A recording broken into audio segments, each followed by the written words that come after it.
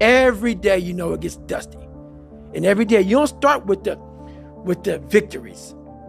You don't go, oh, this is nice. Look at my I love me wall. Let me clean up this little dusty. No, I go right for the things that are going to keep me buried. And I go right there first, because if I don't clean those out first, the day doesn't start. So what he's saying to me is truth. And like I told you many times a day, I can never figure out how to explain this people, because I'm not neuro nothing. I'm just a guy that said, okay, we got to start in the dungeon and we got to stay here for the rest of our lives. For you to become successful, the dungeon is a place that has to be clean. And it's the scariest place to be. That's why I'm misunderstood, because I'm speaking from the dungeon. That's why I am successful, because I go there every damn day. And that is the truth, what he says. It's the exact truth. Those cabinets are dusty, dirty, and scary as broken glass, dark, spiders, cobwebs, but most of all, your biggest fears. The biggest things that put you in the place you are today are in there. That's why we all like to keep them shut, even like to lock them up, act like they never happened. That's why you never grow. You never improve. You never have real conversations like we're having right now. Never. Never. Oh, no. Let's not go there. I talk to so many people who tell me that. Let's talk about this. Because they'll tell me, but they can only say it once. And they'll say it in passing. They won't get deep in the weeds with it. Like, you can't just clean it. You got to spit shine that motherfucker. You got to relive it. Every fucking detail of it. You can't just be like, oh yeah, my dad beat me. And it is what it is. Hey, it is what it is, motherfucker. It's killing you. It's taking over your whole fucking life. But that's the conversation. Yeah, my dad beat me. But I'm fine now, though. I'm good. Okay. All right. No, you ain't. You ain't fine. You ain't fine. This is real talk. People don't want to have that. So your boy's right. 100% right. Scary as shit. It's scary as shit. But it makes you who you're supposed to be. And that's the test. We forget. We think we're supposed to breathe air and have kids and pay the bills and shit. Everybody, what's this life about? That makes no sense. So being tested, my friend. Tests come when you have not studied. Tests come when you think that you're in a great place. That's the test. The test is every day of your life. And most of us fail because we don't know why we're here, because we don't go inward to say, oh, you gave me a lot of shit to fix, man. And this test sucks. But then you start. I'd learned how to hold myself accountable, and I knew I could take a man's soul in the heat of battle. I had overcome many obstacles and realized that each of those experiences had calloused my mind so thick I could take on any challenge. All of that had made me feel like I dealt with my past demons, but I hadn't. I'd been ignoring them. My memories of abuse at the hands of my father, of all those people who called me, didn't vaporize after a few victories. Those moments were anchored deep in my subconscious, and as a result, my foundation was cracked. In a human being, your character is your foundation, and when you build a bunch of successes and pile up even more failures on a fucked up foundation, the structure that is the self won't be sound.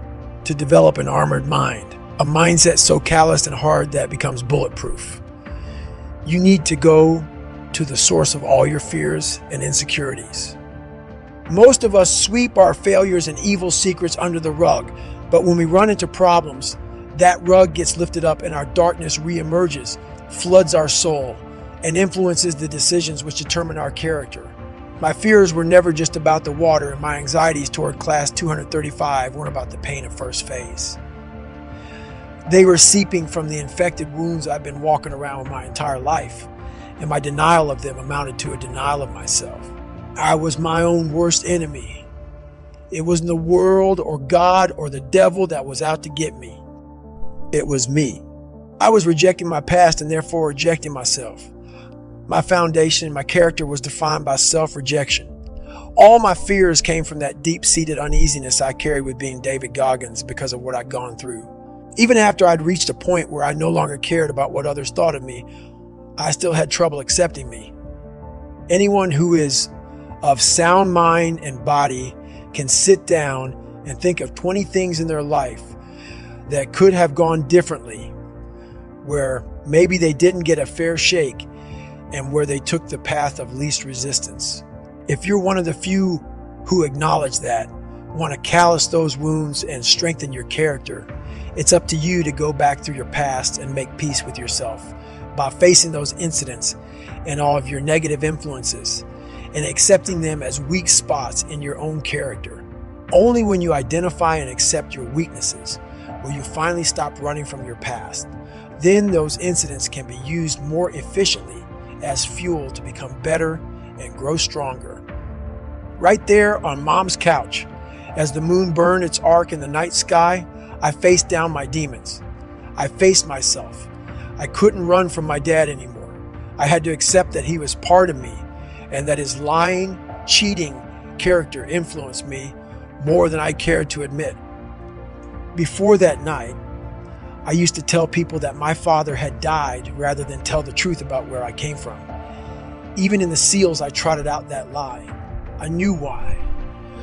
When you get beat up, you don't want to acknowledge getting your ass kicked. It doesn't make you feel very manly. So the easiest thing to do is forget about it and move on. Pretend it never happened. Not anymore. Going forward, it became very important for me to rehash my life, because when you examine your experiences with a fine-tooth comb and see where your issues come from, you can find strength in enduring pain and abuse. By accepting Trunnis Goggins as part of me, I was free to use where I came from as fuel. I realized that each episode of child abuse that could have killed me made me tough as hell and as sharp as a samurai's blade. It took several years for me to figure out who the devil was, and the devil was my father. The devil was my father, but what I didn't put and never finished was the devil really was me. So what happened was I put all this blame, and trust me, my father and a lot of people had to do with my upbringing on how it was. But like I put in that book, no one's going to come back and say, hey man, I apologize. Maybe someone does. Very few people will. So at the end of the day, when all these are said and done with, while my dad was the devil, and I believed that for a long time, I had to confront him. And when I confronted the devil, so what I thought was the devil, I realized that I was the true devil. I was the one holding me back. I was the one looking for the scapegoat. And I was the one looking for all these ways to say, it's okay, David. You're a loser. You're a born loser, so it's okay. And I was hoping my dad was going to give me that confirmation. And he was a loser himself. But at the end of the day, when I left there, I realized, well, man, it's on me. My dad's f***ed up. My mom's f***ed up. The people around me are f***ed up. They're not going to save you. You got to save yourself, my friend. So that's when all that reality hit me when I went to Buffalo to see my dad and that drive home. I was like, man, this rest of your life is going to suck. It is going to suck, not because you're going to be a loser, but because you're going to finally start to win. And winning is not easy, my friend. I remembered as a kid, no matter how f***ed up our life was, my mother always figured out a way to stock our damn cookie jar. She'd buy wafers and Oreos, Pepperidge Farm Milanos and chips. And whenever she showed up with a new batch of cookies, she dumped them into one jar.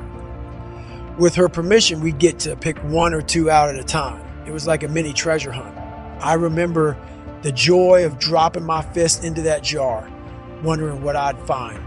And before I crammed the cookie in my mouth, I always took the time to admire it first, especially when we were broke in Brazil. I'd turn it around in my hand and say my own little prayer of thanks. The feeling of being that kid, locked in a moment of gratitude for a simple gift like a cookie, came back to me. I felt it viscerally, and I used that concept to stuff a new kind of cookie jar. Inside it were all my past victories. Like the time when I had to study 3 times as hard as anybody else during my senior year in high school just to graduate, that was a cookie. Or when I passed the ASVAB test as a senior and then again to get into books. 2 more cookies. I remember dropping over 100 pounds in under 3 months, conquering my fear of water, graduating buzz at the top of my class, and being named enlisted honor man in Army Ranger School. All those were cookies loaded with chocolate chunks. These weren't mere flashbacks. I wasn't just floating through my memory files. I actually tapped into the emotional state I felt during those victories, and in so doing accessed my sympathetic nervous system once again. My adrenaline took over. The pain started to fade just enough, and my pace picked up. I began swinging my arms and lengthening my stride. My fractured feet were still a bloody mess, full of blisters, the toenails peeling off almost every toe. But I kept pounding, and soon it was me who was slaloming runners with pained expression as I raced the clock. From then on, the cookie jar became a concept I've employed whenever I need a reminder of who I am and what I'm capable of. We all have a cookie jar inside us because life, being what it is, has always tested us. Even if you're feeling low and beat down by life right now, I guarantee you can think of a time or two when you overcame odds and tasted success. It doesn't have to be a big victory either. It can be something small. I know we all want the whole victory today, but when I was teaching myself to read, I would be happy when I could understand every word in a single paragraph. I knew I still had a long way to go to move from a 3rd grade reading level to that of a senior in high school, but even a small win like that was enough to keep me interested in learning and finding more within myself. You don't drop 100 pounds in less than 3 months without losing 5 pounds in a week first. Those first 5 pounds I lost were a small accomplishment. And it doesn't sound like a lot, but at the time it was proof that I could lose weight and that my goal, however improbable, was not impossible. The engine in a rocket ship does not fire without a small spark first. We all need small sparks, small accomplishments in our lives to fuel the big ones. Think of your small accomplishments as kindling. When you want a bonfire, you don't start by lighting a big log. You collect some witch's hair, a small pile of hay, or some dry dead grass. You light that, and then add small sticks and bigger sticks before you feed your tree stump into the blaze. Because it's the small sparks which start small fires that eventually build enough heat to burn the whole forest down. If you don't have any big accomplishments to draw on yet, so be it. Your small victories are your cookies to savor, and make sure you do savor them. Yeah, I was hard on myself when I looked in the accountability mirror, but I also praised myself whenever I could claim a small victory, because we all need that, and very few of us take the time to celebrate our successes. Sure, in the moment, we might enjoy them, but do we ever look back on them and feel that win again and again? Maybe that sounds narcissistic to you, but I'm not talking about droning on and bullshitting about the glory days here. I'm not suggesting you crawl up your own ass and bore your friends with all your stories about what a badass you used to be. Nobody wants to hear that shit. I'm talking about utilizing past successes to fuel you to new and bigger ones. Because in the heat of battle, when shit gets real, we need to draw inspiration to push through our own exhaustion, depression, pain, and misery. We need to spark a bunch of small fires to become the motherfucking inferno. But digging into the cookie jar when things are going south takes focus and determination, because at first the brain doesn't want to go there. It wants to remind you that you're suffering and that your goal is impossible. It wants to stop you so it can stop the pain. That night in San Diego was the most difficult night of my life. Physically, I'd never felt so broken, and there were no souls to take. I wasn't competing for a trophy. There was no one standing in my way. All I had to draw on to keep myself going was me.